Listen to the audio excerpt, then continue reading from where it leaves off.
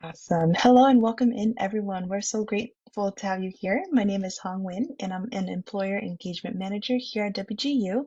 I'm joined today by my colleague Ezra, who will take us through a part of this today's session as well. And we're so excited to have you here for this post-event networking workshop following the AMA Meet the Pros night. So whether you attended or you just want to strengthen your networking skills, today's session will focus on how to recap your connections, follow up effectively, and turn those first conversations into lasting relationships. You could hit next. All right, so for today's agenda, we will cover the recap, talking about some key strategies on from the event and how to grow your professional network. We'll talk about following up, how to make timely and genuine outreaches, the follow through, ways to stay engaged after your first conversations, and then how to turn those connections into relationships. By building trust and momentum. And then at the end here, we'll have some time for our Q&A.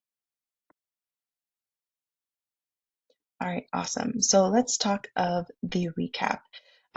Finding professionals. So we mentioned throughout these sessions here using great channels like LinkedIn, WG Connect, the associations like AMA to identify folks in your industry, folks that you would be interested in learning more from. And then once you identify those folks, connecting with them and holding what we call informal interviews.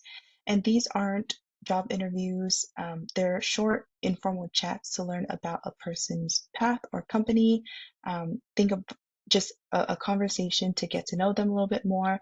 Also, a chance for you to practice your introduction, sharing a little bit about your career experiences, what led you here, and what your future goals are. That way, you're also learning on how to set an impression, make good impressions. And then after that, you ask for a connection or referral. So after you've built that rapport, it's okay to ask, is there anyone that you recommend I can connect with?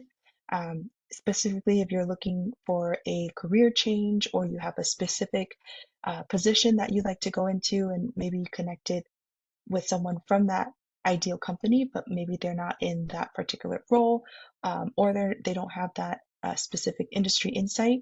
Um, the idea is that they also have a network. They're also connected with other folks in either their organization or different clubs and cohorts that they're a part of.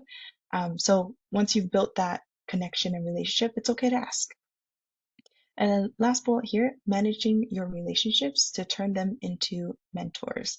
In a lot of our sessions that we've hosted with employers, with alumni, they've always mentioned how leveraging their network has been such a positive value add, and also how mentors have helped them grow and learn along the way. And a lot of times when we think about the different connections we have in our lives, we might not formally identify them as a mentor, but anyone that you're willing to learn and grow from their insights and perspective is someone you can consider a mentor, right? And so a lot of times when they've gone through these career paths, they've also learned a lot and they're very willing and excited to share their passions and their experience.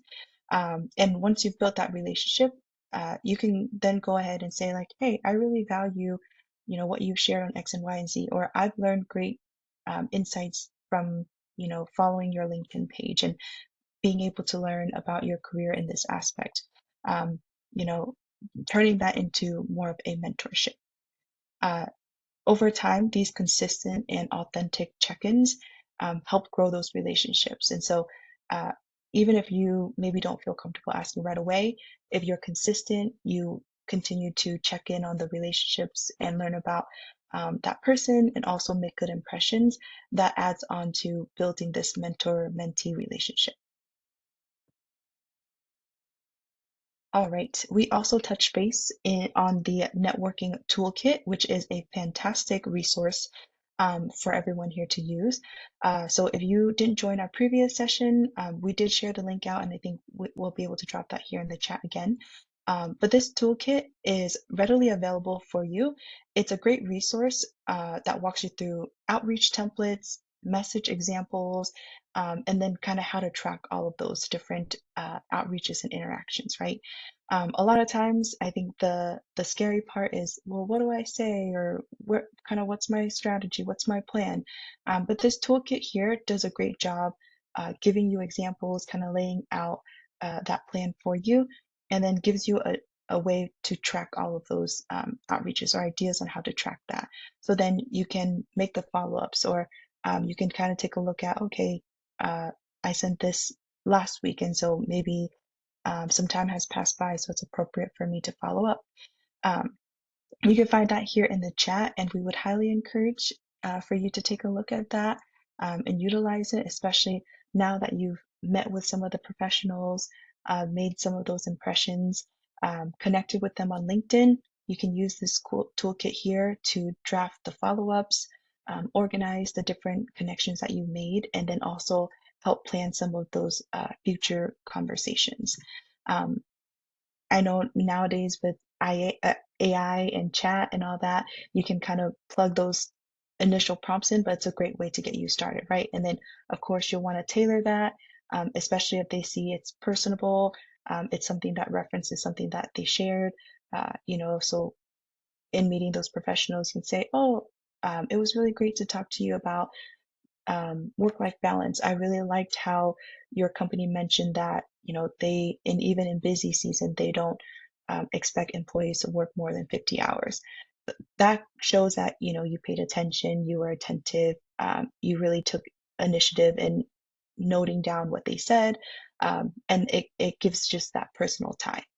Um, you can connect with them on LinkedIn, and we would recommend following them while you wait for them to approve those connections. A lot of times when these professionals are active, especially in their community, they're also active in posting and sharing their insights. And while you wait, sometimes they're getting a ton of connections, right? So they might not be able to approve them right away. But if you hit that follow up button, it'll give you the opportunity to stay up to date on different articles, or sometimes they'll have events that they'll share about. So then that way you could get plugged in. Um, we also, as a team, encourage each other to utilize LinkedIn not just for posts, but for engagement. So that's also another great way, especially if you think about the professionals and the different messages that they might get on a daily basis. Um, if you're interacting what they say, if you're leaving comments on different insights that they're sharing, that also sets you apart. So then when you do send that message, they're like, oh, yeah, I've seen Ezra on my LinkedIn. She's left great comments about this article that I've sent. So just another way to kind of set you apart. And then lastly here, if you're waiting on something, you can go ahead and follow up after that initial uh, connection or thank you, right? So a lot of times these professionals, they also have things going on in their work life, in their daily life. I know for myself, I'll flag something to respond, or someone will connect with me. I'll be like, oh my gosh, yeah, I definitely got to message them back. And then, human nature will forget, right? And so it's okay to follow up after, a week has passed. You've let them kind of have time. Maybe they forgot, or maybe, something came up. And so a nice, courteous follow up is okay to do as well. All right. I think this is you, Ezra, so I'll go ahead and Yes. pass things over. Yeah, fantastic. Thank you. And to add to what Hong mentioned, I think it's like less than half of people will like follow up after an interview to say thank you. And so if you just even send that thank you message, like you're doing more than half of everyone. So following up is so important. And then with that, building on that is the follow through, right? So you send that thank you, you maybe connect with them on LinkedIn. What are you going to do next to continue that relationship, right? And the first part of that is doing whatever you said you would do. Like if you in that informational interview, you met with them, you had a great conversation, and you asked them for additional connections, Have you reached out to those connections? Have you met with them? Right? Like you actually have to do the things that you say you're going to do. If you ask them for a job referral or you ask them for a resource or something like that, like the next part of that is then doing what you said you would do. And I know it sounds so silly and it sounds so small, but like being someone who follows up and does the thing that they say they're going to do is actually so big, and makes such a big difference. And then once you do the thing that you said you would do, reaching back up and following up, right, and saying and keeping them updated. So I'll give you a great example. I had and I will like say it like she was a LinkedIn connection, pretty loose acquaintance, like we met online, like we never even had a meeting. She asked for some information about a past employer, shared with her everything I could, referred her. She followed up, like she kept me updated on every time she moved on in an interview stage. She told me when she didn't make it, when they went with a different candidate. I ended up sharing a different job for her to check out. Again, she reached back out actually this morning and was like, "Hey, I wanted to let you know I made it to the final round, but again, they went with somebody else. Like, if you see anything else, please let me know." That kind of follow up, like keeping them updated on what you said you would do, is so important. If you had asked for resources, right? Like if you asked for a good book to read on leadership, let's say, read the book. And then once you read it, reach back out and say, "Hey, this was great." Or, "You know what? I don't quite know that I got as much out of this. Here's where I struggled." So, those are kind of some natural touch points where you can continue to keep that conversation going. And then continue to, as Hong mentioned, like continue to engage, right? LinkedIn nowadays, I think makes it a little bit harder. So if you, right, like millennial, right, like when social media first started, it was your network, it was your people, like you were able to see everything so easily. Now you've got a whole algorithm, right? And sometimes that algorithm will forget about certain people that you really want to keep up on. And so making that effort to go on their profile and see what they recently posted is so important. Engage with their posts, comment, celebrate, like if they have a work anniversary coming up, a birthday, like little things like that. I'm pretty sure I have some LinkedIn conversations that are all about like me and them just wishing each other like a happy birthday and staying in touch and making sure everything's still going well, like once a year. And that's okay. That's okay too. But stay in touch with people, especially folks that you really want to continue to build that relationship. And I don't know about you guys, but man, like making friends as an adult is so hard, right? It's not as easy as when we were kids and you say, "Hey, want to play?" "Yeah, I do want to play. Let's go play." And then you're BFFs for life. It's not like that, right? It's a lot harder. And part of that is being really intentional. And that's where the follow through comes in. All right. And as Hung mentioned, if you guys have any questions, like feel free to add them throughout the chat. It's a small group today, so we'll continue talking and we can do all of that good stuff. Oh, which actually leads me to this part. So I want you all to kind of let's stop here a moment. And when was the last time, and you can put this in the chat or not, but when was the last time you talked with a former colleague, or maybe someone you did an informational interview with? Maybe, have you reached out and heard back from anyone if you went to the AMA event, an acquaintance? Like, when was the last time you maybe reached out to somebody that you had wanted to get in touch with or you talked with?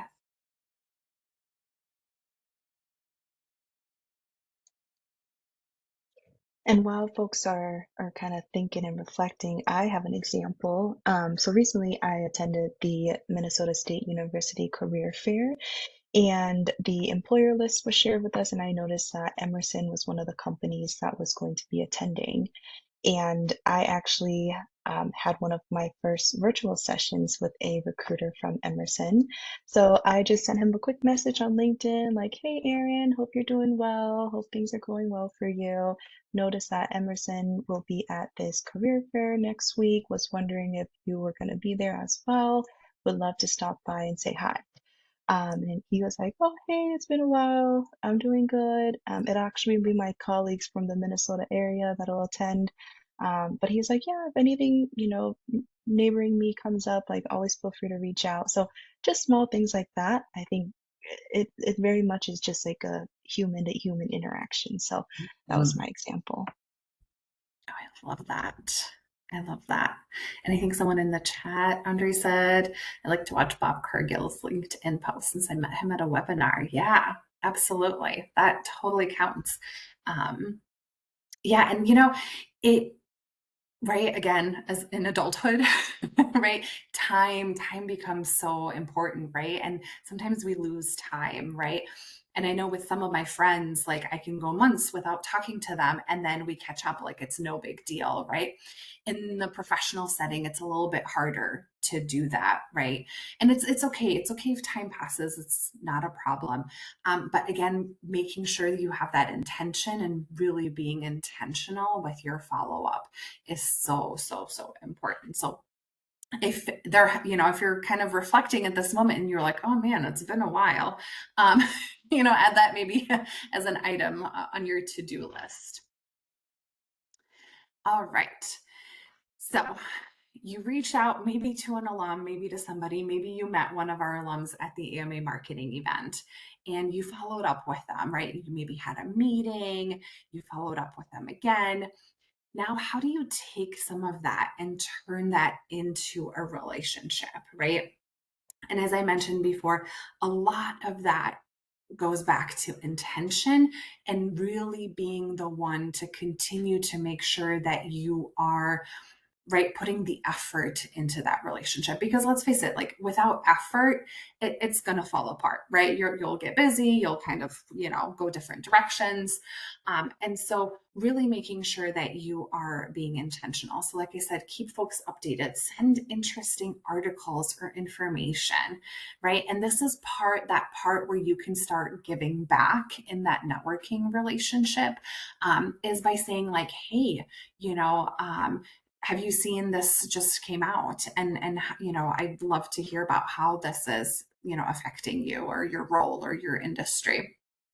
um Keep updating them on the things that you are doing, right? Like, hey, just finish this really tough course, or hey, I'm about to graduate, like I can't believe that's coming up, and I just wanted to share that with you.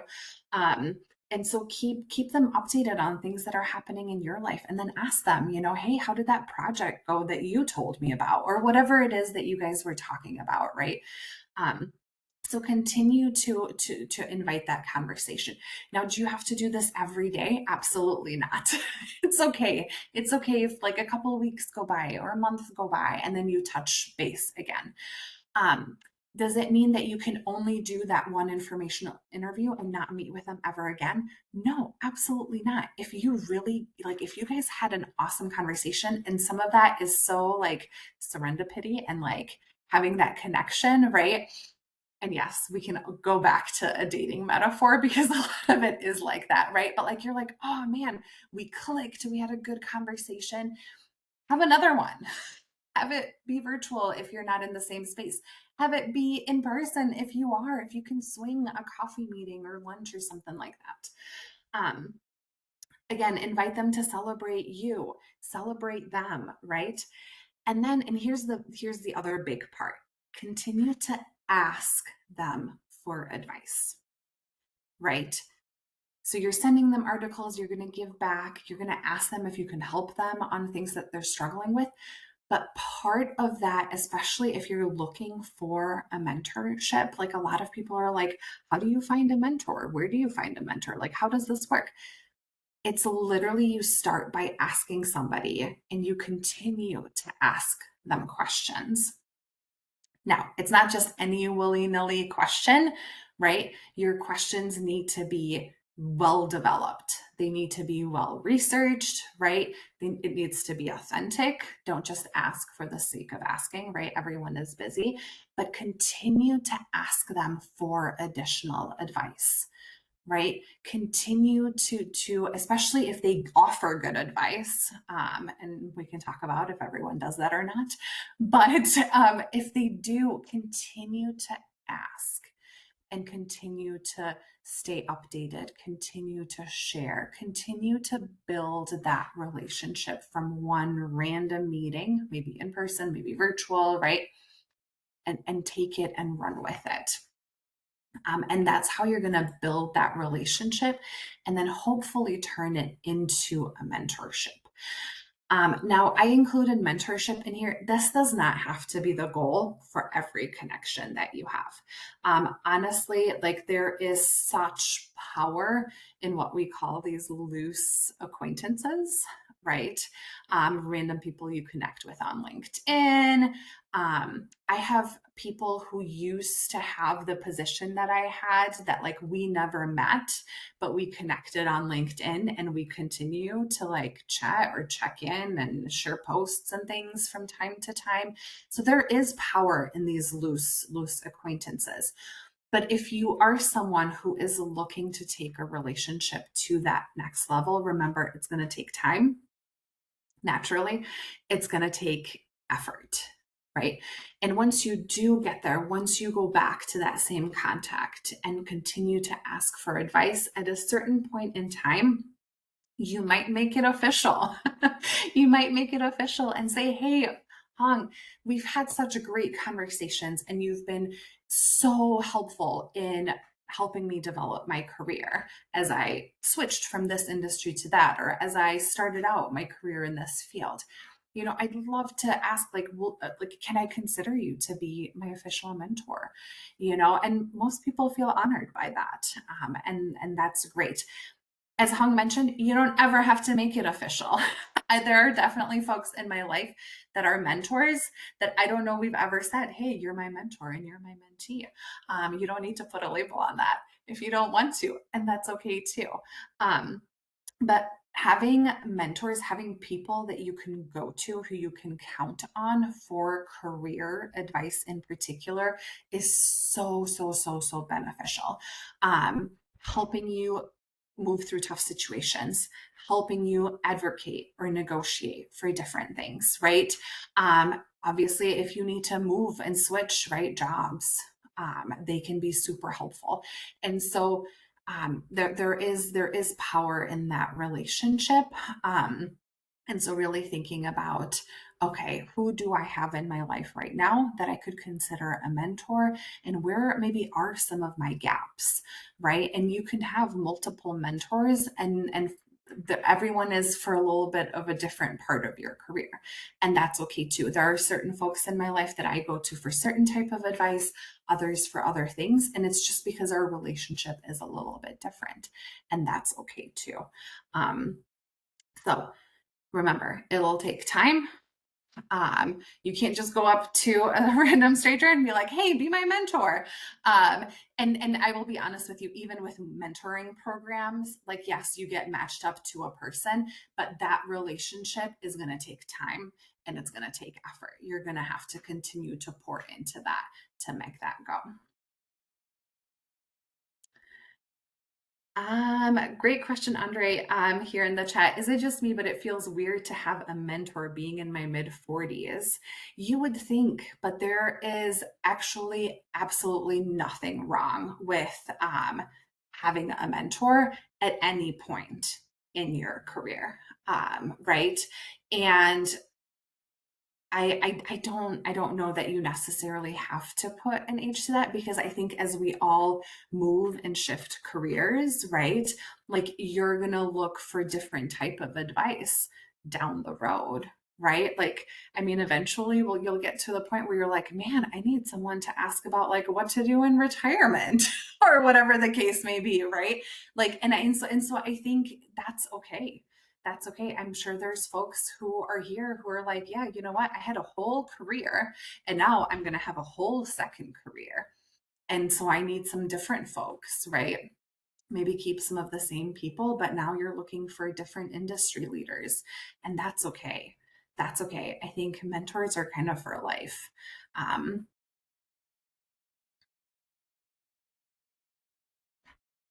all right, another here in the comments, sometimes putting a time limit on the mentorship can make it less awkward to ask. Yeah, definitely. You can do that. Um, so saying like, hey, will you be my mentor for the next 6 months or year? Yeah, that, especially if you want to be considerate of their time, I think that's totally fine. Going into it without any sort of expectations is also okay. Um, but you can also be upfront too and say, hey, this has been so helpful. I'm really hoping that, you will consider mentoring me for the time being or forever. It's really up to you in that relationship, but that's a good tip. I like that.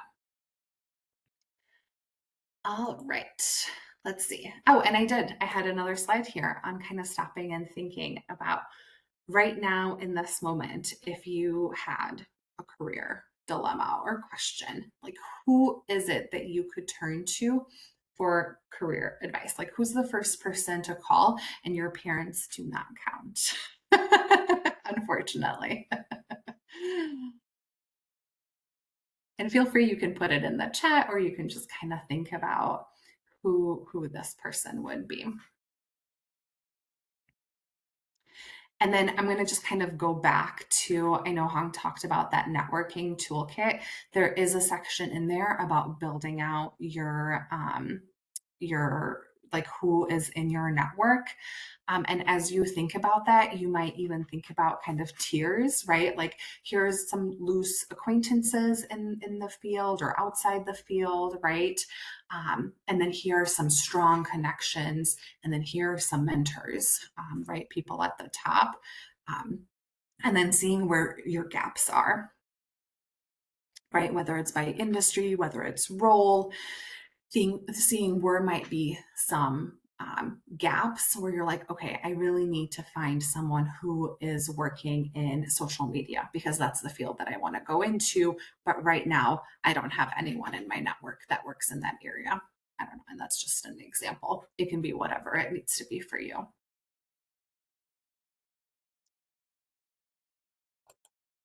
And that is it. It's a much shorter session today. That is all that we have. And I can go ahead and stop sharing so that I can see everyone. Did that stop sharing, Hong? Yep, yep, looks good. Fantastic. Okay. So yeah, so we're open for questions. If you have any questions, and if you weren't in that first pre-workshop that we did, if you have questions about network, like we'll take questions about any part of the process here. And while we wait for those to come in, just one thought that came to mind about mentorship. I think it's very valid to kind of think like, oh, might be awkward or feel kind of, off to ask someone to be a mentor when you're older. I think one other avenue to consider is you yourself maybe becoming a mentor. I think that shows that there's been a lot of initiative, there's been a lot of experiences that you yourself have learned. And what I've noticed is when folks come to me and they'll be like, hey, what's your insight on this? Or I'm currently at a crossroads, with this project. Do you have any ideas? It in turns then encourages me to do research, to look at, what I have learned or the different um, uh, professional developments that I've done, like where can I draw some of those insights to be able to help a colleague or help someone that I work closely with. And I think that reminds you, hey, I know a little bit more than I kind of let on or I let myself to believe at times. Or B, it encourages you to continue research or dig a little bit deeper. So you're utilizing those skills. You're not always relying on someone else or needing a having to go to a mentor, like you're taking that initiative yourself. Absolutely. I love that. And what a great way to give back, right? Yes. Do people use business cards anymore? Oh, love that question. I think so. Yes. Yeah. I think they At do. the career fair I just attended, I brought a stack of my business cards. But I think the insider tip would be for me to make sure I grab business cards. Because when you hand them out, then you're relying on that connection to reach out to you or to do the follow-up. But if you're grabbing their either LinkedIn or business card, then that is in your wheelhouse. Then you're able to do the follow-up. And you can do so in a couple of different ways. So just in particular for this past career fair, um, I took a picture of like I lay them all, then I took a picture just because they are small, so you do lose them. So I took a picture of it, and then I just looked up the person on LinkedIn and connected with them and said, "Hey, it was great to meet you at the career fair. Looking forward to collaborating with you or looking forward to learning from your insights." Just quick, simple, and then hopefully form those connections that way. Yes.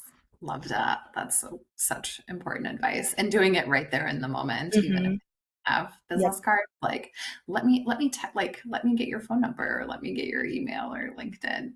It's so great. Makes that follow up so much easier when you don't have to hunt for their contact information. Yep.